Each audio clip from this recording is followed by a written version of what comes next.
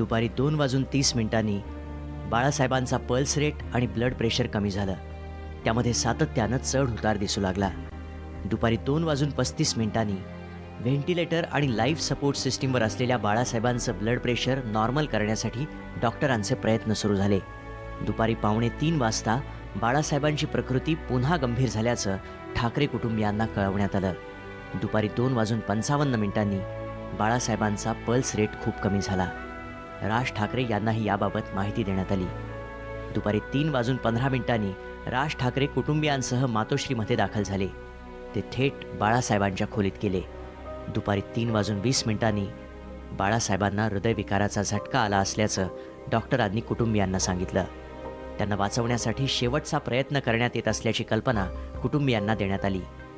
बाळासाहेबांच्या प्रकृतीबद्दल कळल्यानंतर उद्धव ठाकरे यांना मोठा धक्का बसला आणि त्यांना तिथेच भोवळ आली.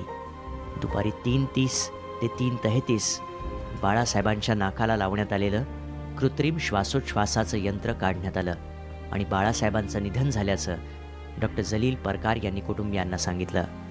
दुपारी 3:40 ते 4:55 ठाकरे कुटुंबातल्या महिलांना मोठा धक्का बसला. महिलांना अश्रू अनावर झाले. सगळ्याजणी एकमेकींना धीर देत होत्या. उद्धव ठाकरेंचे खासगी सचिव मिलिंद नार्वेकर आणि रवींद्र यांनी सर्व शिवसेना नेत्यांना फोन केले आणि त्यांना तातडीनं मातोश्रीवर यायला सांगितलं.